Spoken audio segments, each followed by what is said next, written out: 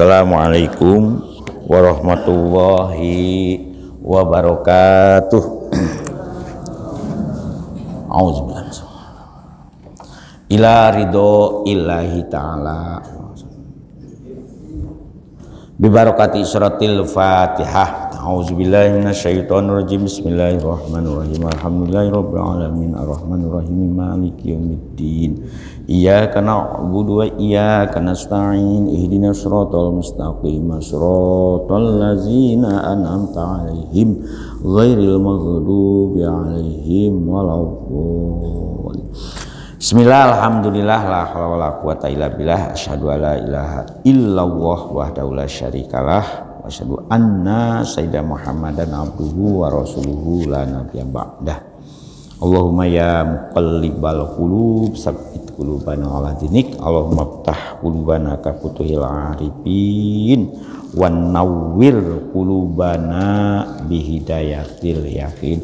Alhamdulillah para ibu, para bapak, kita bersyukur untuk meneruskan kembali mutolaah bersama dalam rangka sebagaimana ayat kemarin kan, dalam rangka betul-betul kita ini bisa laqad mannallahu, untuk betul-betul mendapatkan anugerah. Mana tuh anugerah, keberkahan, keistimewaan saking Gusti Allah. Dengan apa anugerah itu diberikan kepada kita? Dengan Gusti Allah ba'asa fihim rasulan. Dengan Gusti Allah mengangkat seorang utusan. Ya, mudah-mudahan aja apa yang kita lakukan ini bagian dari ngurip-ngurip pelanjut bagaimana peran dan tugas Rasul ila yaumil qiyamah.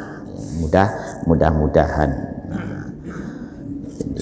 tugasnya Rasul ini digambarkan oleh Gusti Allah satu kan, yatslu alaihim ayatihi.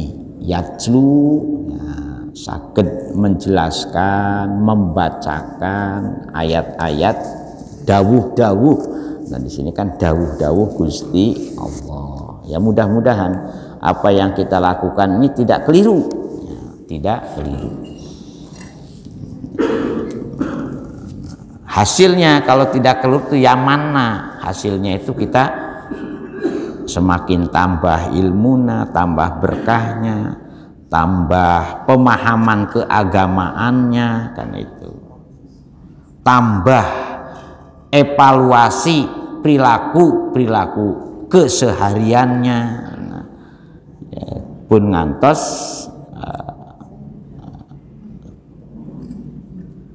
aneh-aneh. Makanya kalau ada orang menjelaskan agama aneh-aneh, berarti ini sudah ada indikator, ada petunjuk bahwa penjelasannya tuh ngawur. Jadi kalau agama yang diyakini oleh kita, yang bersumber dari ajaran Gusti Allah, itu justru menjadi manna, menjadi anugerah, menjadi keistimewaan cara hidup orang beragama. Kesuciannya dijaga kan, kebersihannya menjadi bagian dari budaya, keberakhlakannya itu menjadi kepribadian kan, itu mestinya kan itu orang beragama itu. Tutur katanya menjadi bagian dari mangkana yu'minu billahi wal yaumil akhir falyaqul khairan. Nah, sekarang kan tutur kata itu semakin tidak terkontrol, yang banyak itu kadang-kadang ngawur kadang-kadang. Bahasa-bahasa yang tidak layak didengar, sehingga bikin heboh. Nah, kalau dengan beragama mestinya kita mulai memilih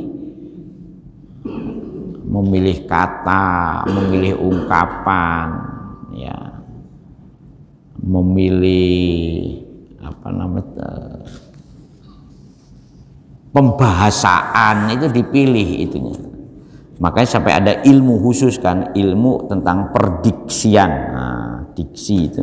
Tapi ya angel, apalagi dilakukan oleh orang-orang yang secara formal mereka lulus dari pendidikan formal sampai tingkat universitas, tapi justru makanya agama ini tidak mengenal lulusan sekolah opo. Ini yang perlu kita kembali kita jadi yatlu alaihim ayatihi. Nah, di sini dawuh-dawuh Gusti ingamaku awas itu bisa wa yuzakkihim, dan tugas dari pimpinan agama itu membimbing supaya kita ini terbebas, terbersihkan, tersucikan minad dunubi kan, dari perbuatan-perbuatan dosa, ngerti cara taubat, tetapi jangan disalahgunakan. Mengapa orang ngerti masih berbuat jahat? Wah, karena dia ngerti cara menebus dosanya. Jangan begitu. Ya, kan ada atau menebus dosa dengan cara tebusan. Enggak benar. Jadi memang ada taubat itu nadam, ikhlas kan itu getun. Innal hasanat itu bahasa jadi tobat. Yang abad itu tobat dari sesama manusia. Monggo. Ya. Wa yu'allim. Jadi ayat kalau yang tadi ada tilawah, ada yajlu, ditingkatkan. Wa yu'allimuhumul kita. Karena Al-Qur'an ini sebagai guideline, ya, sebagai way of life, bahasa keren, istilah-istilah dulu kan, sebagai pedoman kita, rekonstitusi kita Al-Quran, regulasi kehidupan kita Al-Quran. Dan tidak ada satu kata pun dari Al-Quran itu sebetulnya yang mengajarkan cara beragama itu dengan praktek kehidupan yang aneh-aneh.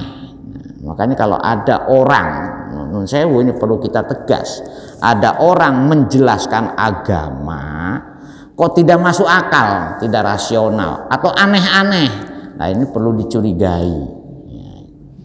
Berarti badut-badut, nah itu. Nah sebab akhir zaman ini Rasulullah sudah memprediksi satab tariku ummati ala salasin wasab'ina firqatan wasabtariku. Dan itu juga dijelaskan nanti di dalam surat Al-Mu'minun itu. Nanti kita akan ada ketemu di dalam surat Al-Mu'minun, wa inna hadihi ummatukum ummatan wahidah. Sebetulnya umat Islam itu kalau berpegang teguh dengan apa yang dijelaskan di dalam surat Ali Imran ayat 164 ini, betul-betul dipraktekkan secara konsekuen, umat Islam itu tidak akan pernah terpecah belah, tidak akan pernah ngawur-ngawuran, tidak pernah perbuatannya itu dibarengi dengan perilaku nista, itu tidak pernah, tidak mungkin gitu. Tetapi Gusti Allah ternyata juga memprediksi yang insya Allah nanti dijelaskan di ayat setelah ini 165-nya itu 166 kan itu. Umatan wahidah fataqatu amrohum bainahum zuburo kan, yang banyak itu ternyata agama itu hanya dikedok, agama itu hanya di casing, dan agama itu hanya menjadi semacam sinetronan. Nah itu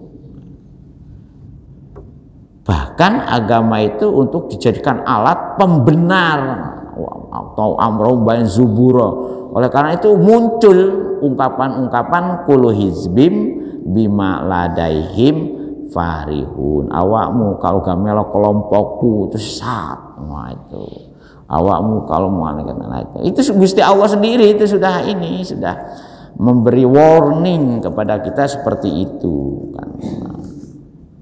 Makanya kalau sudah seperti itu kondisi kita, kondisi umat Islam, fadarhum bi gomrotihim, maka tetap dalam kondisi yang tidak beruntung, yang mestinya mana tetapi dolal kan itu. Nauzubillah min zalik. Nah ini pentingnya kita wa yu'allimuhumul kitabah, itu taklim itu penting ya.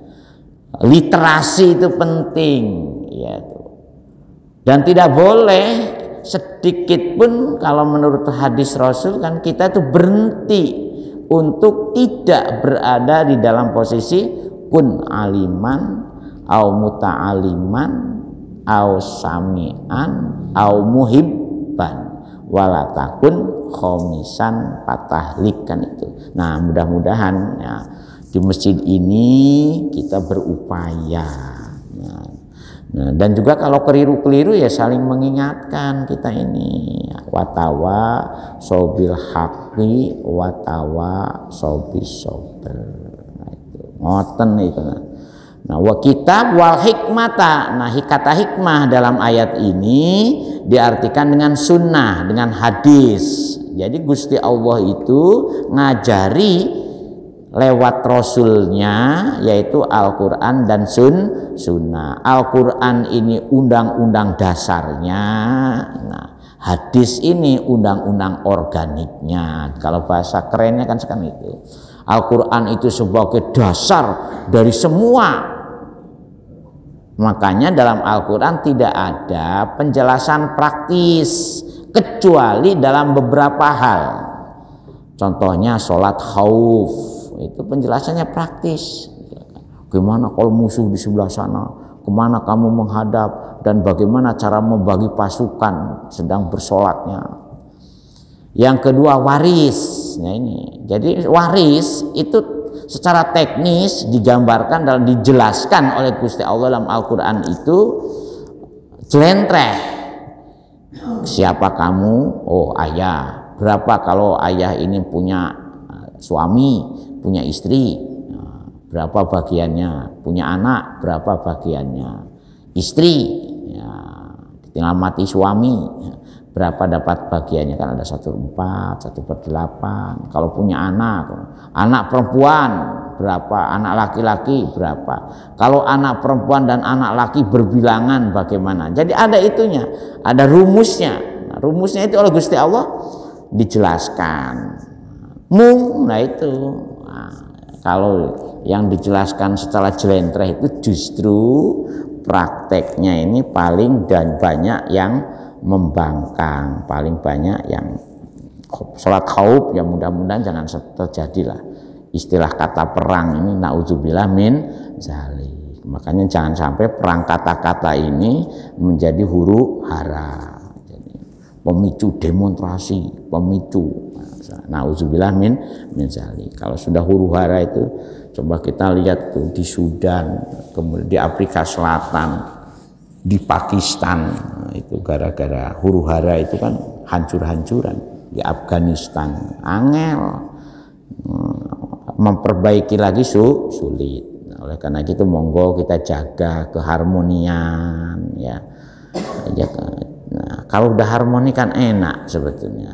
Dari di atas harmoni ada kemesraan kan itu nih di atas. Nah, ngoten nggih wal hikmah wa in kanu min qablu lafi dolalim mubin. Nah, sebab apa?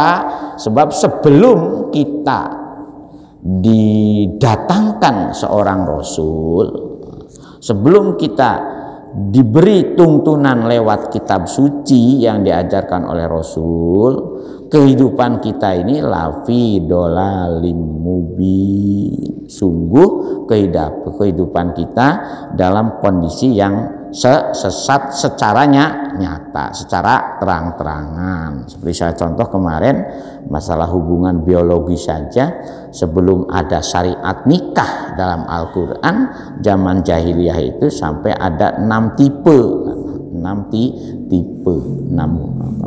keanehan. Dan 6 tipe ini ternyata awet sampai sekarang. Orang berdagang, ya, ada pedagang yang as-shodiq, at-tajir, as-shodiqul amin kan, yang benar dan jujur. Tapi ada juga pedagang yang terjerumus kepada praktek tadlis, khida, gis, yaitu nipu, membujuk, ya, tidak membuat laporan, awur-awuran. Ini zaman jahiliyah sudah seperti itu. Makanya ditoto, idza tadayangtum bidainin ila ajalim musamma faktubu. Dalam surat Al-Baqarah 282 ditoto.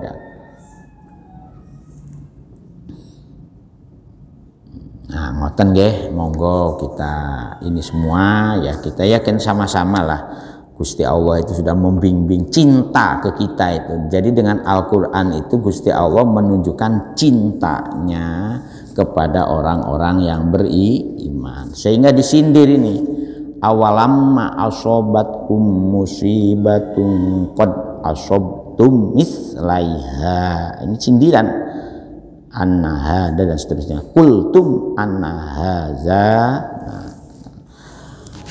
A itu istifham, kata yang menunjukkan pertanyaan, tapi pertanyaan yang bersifat ini pengingkaran.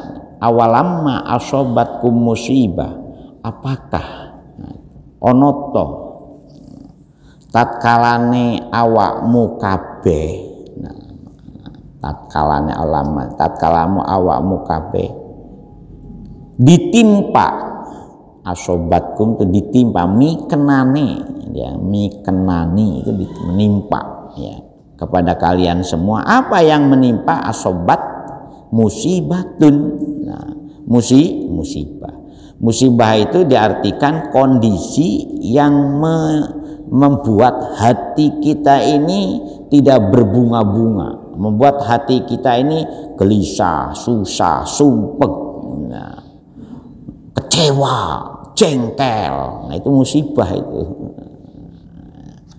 Nah, beda dengan alhamdulillah, lego, ayem, nah, kemudian aring, ya, tukmaninah. Nah, itu bukan musibah, itu manna, anugerah itu. Nah, tapi kalau musibah mulai dari sumpek, jengkel, bahkan secara fisik pun kita ditimpa luka, patah umpamanya, berdarah-darah, nah, kehilangan organ tubuh. Nah, itu musibah itu golongannya di situ itu apa namanya. Ya, oleh karena itu di sini oleh mufasir ditafsiri contohnya bi Uhudin, ketika kamu perang Uhud, biqatli sab'ina, dengan terbunuhnya 70 sahabat yang ikut berperang di perang Uhud. Itu contoh. Jadi musibah itu sampai mati kan. Makanya ketika kita ada orang meninggal dunia, sering ungkapan istirja, innalillahi wa inna ilaihi raji'un. Nah, ayat ini juga menegaskan kalau kita ketika ditimpa musibah, nah itu ya jangan dianggap bahwa itu sebagai kutukan. Nah itu, tetapi memang itu sebagai sarana untuk mengevaluasi. Nah, di bawah ini sarana untuk mengevaluasinya. Jadi musibah itu jangan dianggap kutukan, jangan dianggap ini Gusti Allah membenci saya, jangan seperti itu. Jadi kita harus harus introspeksi.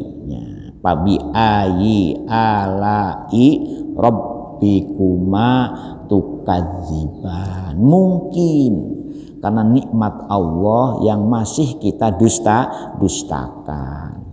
Sehingga Gusti Allah memberi peringatan, memberi pepeling, memberi semacam alarm kan itu. Nah, dengan adanya musibah. Padahal kata Gusti Allah, qad asobtum mislaiha. Padahal kamu juga pernah diberi menimpa kepada kalian kemenangan seperti musibah yang menimpa kepada orang-orang ya musuhmu, kan itu misalnya. Aibi Badrin tegese ketika perang Badar, biqatli sab'ina wa asri sab'ina, dengan terbunuhnya 70 orang-orang kafir dan menjadikan tawanan dari mereka, kan itu. Wa asri itu tawanan, sab'ina. Jadi ketika perang Badar memang umat Islam itu menang, kan. Sehingga tapi mohon maaf ya, kemarin di ayat sebelumnya Gusti Allah juga mengingatkan ya, ternyata dengan kemenangan pun masih ada di antara pasukan Badar itu yang usil, yaitu menganggap Rasulullah menyembunyikan harta pampasan perang yang dianggap istimewa, masih nuding ya. Oh kalau menang nabi ini sing enak, kalau menang oh itu kiai ini sing enak, nah, kan ada. Oleh karena itu kata Gusti Allah kepada Rasul, qultum anna haza. Mengapa kita ini sampai berguman? Kultum itu kalau bahasa yang lebih kerennya berguman dengan semacam kaget, takjub. Kenapa terjadi seperti ini, kekalahan seperti ini, musibah seperti ini? Jadi kultum ini anahaza itu kan ungkapan berguman ketika kita mendapatkan musibah. Jadi dengan ayat ini jenengan ini sudah terprediksi, Bu, kalau mendapatkan musibah ujug-ujug sakit muncul ungkapan-ungkapan yang ungkapan itu seolah-olah menyalahkan Gusti Allah. Ketika ditimpa kesulitan itu nyalah-nyalahno pangeran. Itu muncul. Nah, artinya ya Gusti Allah itu maha pirsa. Ketika awakmu ditimpa musibah, mesti ungkapanmu itu yang muncul adalah ungkapan-ungkapan yang ya. Jadi ungkapan-ungkapan yang mungkin kita khidlan. Wa nahnu muslimun wa rasulullahi fina. Jadi kami ini kan sudah Islam dan kami juga sudah beriman dengan Kanjeng Nabi Muhammad Shallallahu Alaihi Wasallam. Bahkan Rasul itu bersama kami. Mengapa kok masih terjadi musibah? Jadi walama asobat musibah ini itu memang ungkapan yang oleh Gusti Allah itu memprediksi apa yang akan terjadi pada kita. Dan ini ada kalau diinventarisir ayat yang senada ini kata alias banyak seperti ketika kamu mendapatkan anugerah hatimu berbunga-bunga wana'a bijanibi, kan kadang-kadang kamu lalai dengan Gusti Allah tuh lalai. Tetapi wa idza masa'u syarru kana yausa. Tapi ketika kamu ditimpa sesuatu yang menyedihkan baru kamu berkeluh kesah. Makanya jadi kultum anahaza itu ungkapan keluh kesah, ungkapan bergumam kita kalau kita ditimpa ujug-ujug sakit, ujug-ujug ketubruk apa, Bu? Ketubruk semut umpamanya. Jangan ketubruk sepur, Bu, sepur yang ketubruk semut. Ungkapan kita muncul. Oh, aku itu hati-hati di jalan itu, wis doa barang, bismillahirrahmanirrahim wa mursaha. Subhanallah di sakhronana hada tak waca, sholawat tak waca, cik ditubruk karo semut kan aneh gitu. Nah, itu ungkapan-ungkapan yang menunjukkan bahwa kita ini perlu keimanan kita. Oh, aku us nyambut gawe peng-pengan, panggah melarat, bojoku gak kuat nukukno mas-masan. Ya buatan Mas JJ saja ya kan ada kan biasa itu ungkapan ini ungkapan dasariah ketika kita ditimpa sesuatu yang hati ini tidak nyaman gitu loh, mesti ungkapan itu ya. Jadi opo aku ini ditimpa kalah padahal aku yus Islam us percaya bener, bahkan Nabi aja sama kami ikut membimbing apa di tengah-tengah kami. Nah itu kan, itu ungkapan-ungkapan orang yang apa namanya tingkat kualitas tawakalnya belum tumbuh. Makanya diteruskan ayatnya, kul huwa min indi anfusikum. Nah kata Gusti Allah, kul dawuh wahai Kanjeng Nabi. Kulnya tuh yang diperintah tuh waktu itu Kanjeng Nabi. Lahum kepada mereka yang mengatakan anna hada, nah itu apa, huwa min indi anfusikum, kecerobohan kamu, kelalaian kamu. Makanya disinilah musibah itu menjadi penting untuk kita, supaya kita ini ada kesadaran introspeksi. Karena apa? Ya, bukan berarti memang ada, makanya kan ada memang anugerah betul supaya kita. Makanya kalau orang-orang alim, orang-orang yang betul-betul tingkat keimanannya masuk ke dalam dunia musyahadah, muraqabah, nah itu mereka itu justru diberi anugerah yang hati berbunga-bunga itu banyak istighfarnya, Bu. Jangan-jangan ini pengeluluh yang membuat kita itulah lalai. Itulah sebabnya mengapa habis sholat harus istighfar, supaya apa yang kita lakukan ini tidak menjadi simbol kebanggaan, wah aku sholatku serajin. Nah itu. Makanya harus diistighfari. Karena apa? Ada kemungkinan apa yang kita lakukan itu memang masih penuh dengan kekeliruan. Makanya wahai Kanjeng Nabi Muhammad, ingatkanlah mereka-mereka yang bergumam, yang berkeluh kesah, yang mengungkapkan ungkapan-ungkapan jengkel itu, sadarilah huwa min an indi anfusikum. Itu terjadi karena memang awakmu ini perang Uhud. Perang Uhud itu kan mengabaikan perintah dan instruksi Rasul. Akhirnya terjadi seperti itu. Jadi kalau kita jangan-jangan, nah itu kan apa yang terjadi pada diri kita ini, ya contoh,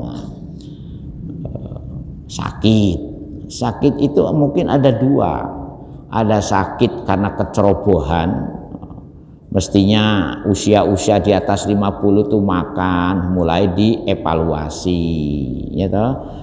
Jangan terlalu banyak makan yang berlemak supaya kolesterol.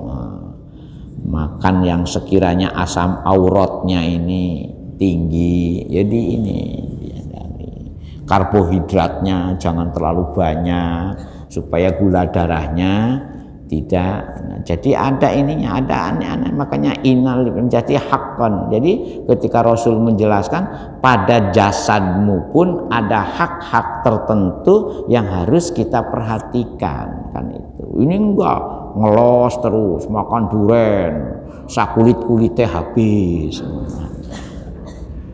makan duren, terus makan gulai kambing, sak wajan-wajannya habis.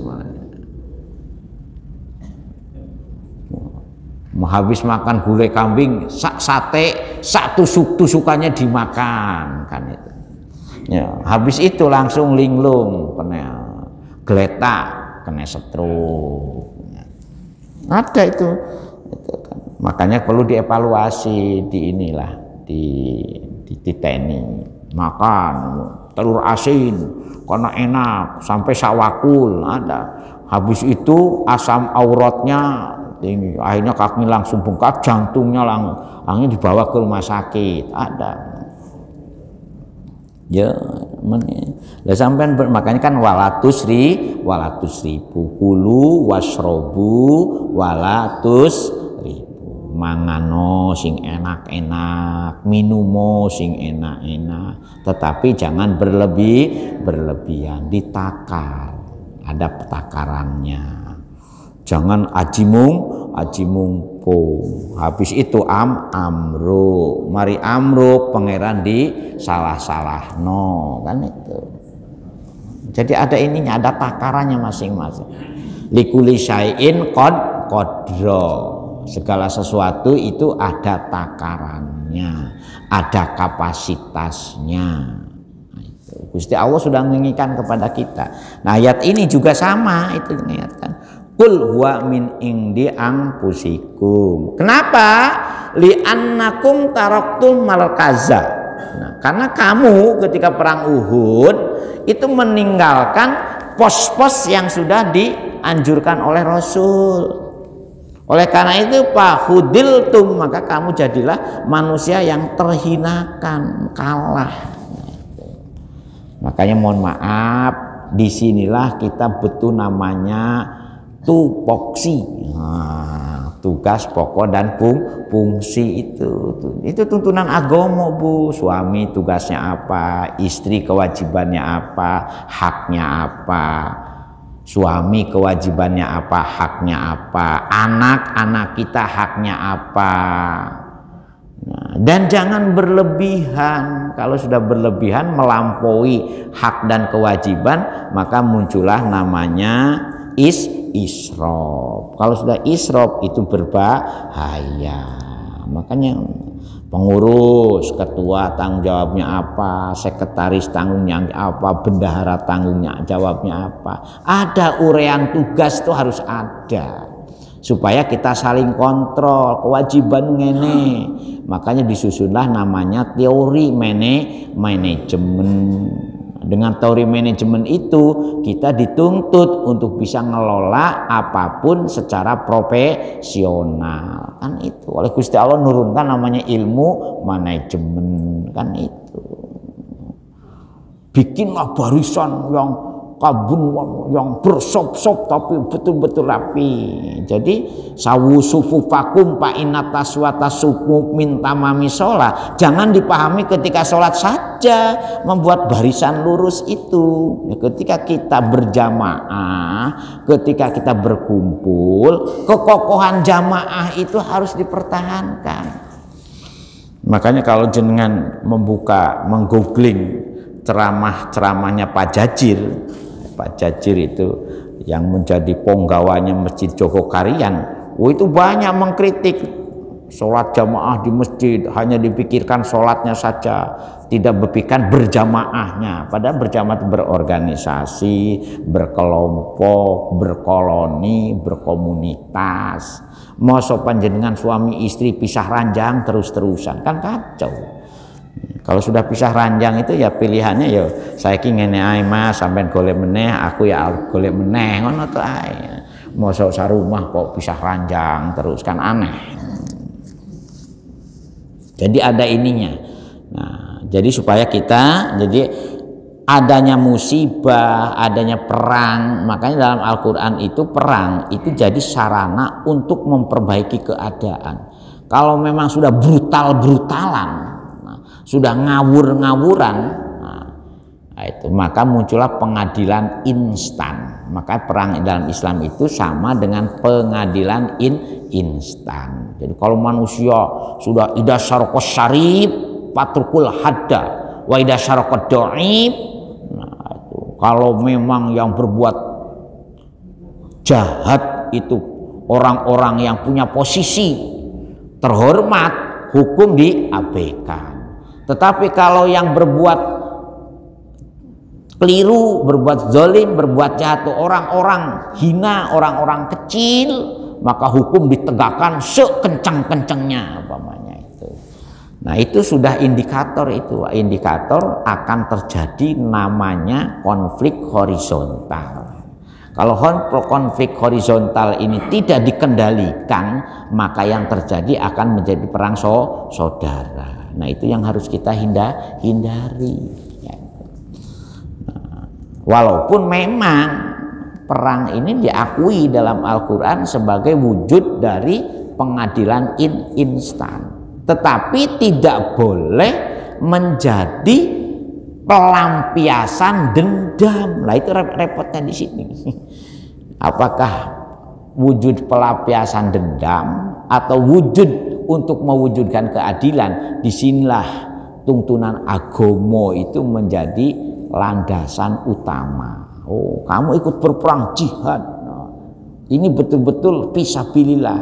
Tetapi di balik fisabilillah ini, makanya perang Uhud dengan perang Badar dalam Al-Qur'an tuh semacam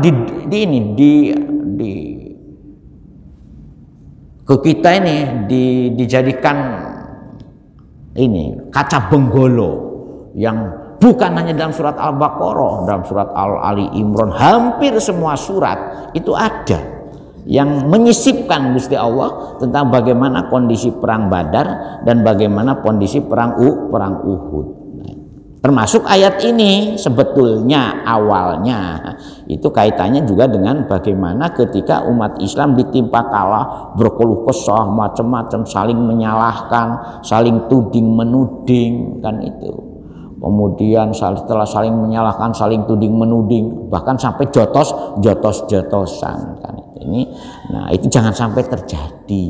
Itu kalau benar-benar memahami Al-Qur'an itu benar.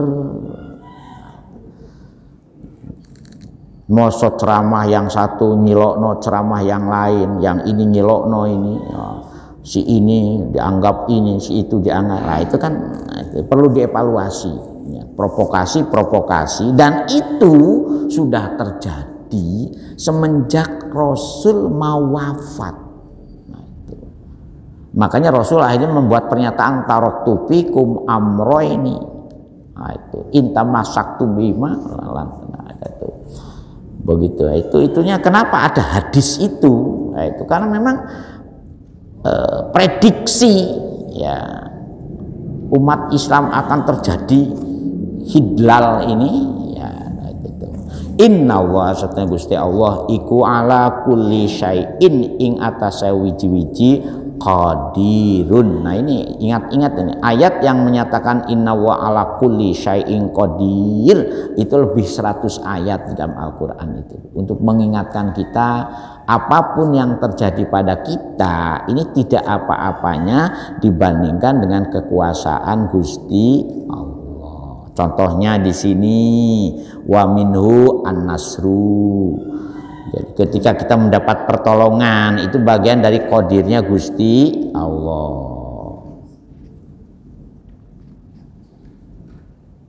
Tetapi kadang-kadang waman uhu wa qad jazakum bi khilafikum. Ngoten Bu ya. Nah, ini sudah monggo Pak. Nah, ini jadi penting, ini tolong dipahami betul, digarisbawahi, terutama kaitannya dengan an-nahaza, jenengan garis bawahi watak kita ini kalau ditimpa musibah mesti ungkapan kita adalah nyeletuk sing aneh-aneh. Ngoten Pak nggih? Ada yang mau?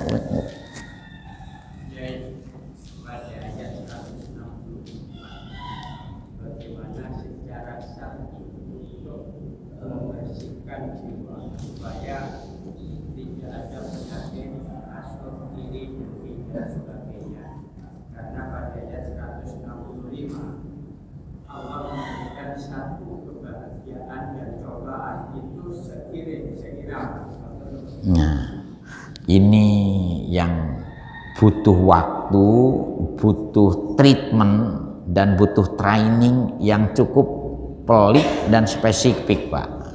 Makanya muncullah ada istilah kan awam, khas, dan huatul khawas. Nah, untuk bisa masuk ke dalam dunia perlembutan, batin itu kan perlembutan, perasaan itu kan dunia yang tidak bisa dideteksi secara matematik. Nah, itu ada ilmunya Pak memang. Maka muncullah pelatihan dari pemahaman istilah syariat. kemudian naik kepada thariqat, naik kepada hakikat, naik kepada ma'rifat. Nah, itu ada semacam metode dalam ketika kita di kawasan syariat, di kawasan nasud, apa yang harus kita lakukan? Naik. Nah, thariqatnya kan urusan sudah masuk ke dalam dunia. Karena apa? Nah, ini perlu dibedah dulu kalau jenengan masalahnya seperti pertama. Dalam diri kita ini yang juga pernah saya sampaikan, ada 4 komponen yang menyatu dalam satu jasad manusia. Komponen utama namanya jasad, bagian luar, fisik, physically, bagian luar. Jasad ini ada treatmentnya supaya jasad ini betul-betul mau tunduk, patuh, mau ati uwa wa ati rasul. Pertama dididik, ya, karena jasad itu butuh pembiasaan. Nah, didikan jasad itu pembiasaan. Yang kedua nutrisi, yang disuplai untuk tumbuh kembangnya jasad. Tolong nutrisi sendiri harus dijaga kehalalannya. Setelah jasad naik ke bagian dalam, namanya ruh. Nah, di balik ruh itu ada namanya qalb. Sebab ruh ini sebagai media yang bisa qalb ini berperan. Qalb itu ukurannya apa? Jantung kita bisa berdenyut. Nah, jantung berdenyut itu tidak dikontrol oleh akal, Pak. Yang kontrol jantung berdenyut itu langsung Allah Subhanahu wa Ta'ala. Nah, di balik jantung itu ada namanya sir, di balik jadi ada roso.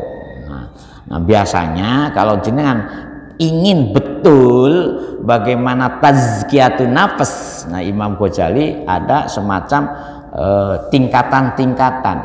Makanya Imam Ghazali menulis kitab namanya pertama Bidayatul Hidayah.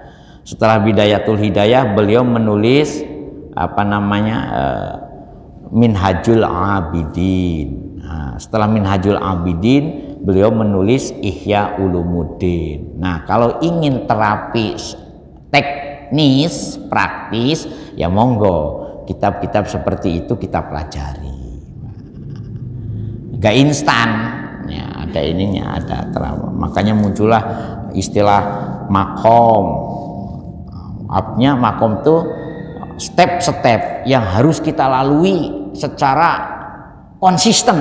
Nah, mulai dasar tobat, dasar qanaah, dasar tawakal, dasar sabar, itu hal itu harus menjadi enak diomong, mung angel di praktek. Nih, tapi bisa Pak, jangan khawatir bisa. Selama instrumen-instrumen pendukung berada di kawasan itu kita perhatikan betul. Contohnya nyambut gawe, cari pekerjaan yang memang rizki kita dapat tuh halalan thayyibah. Itu dulu yang menjadi dasar utama. Kalau itu tidak kita peroleh, model apapun yang kita lakukan mesti terjerumus kepada paman hama haulal hima yusika ayyuwaqi'ahu.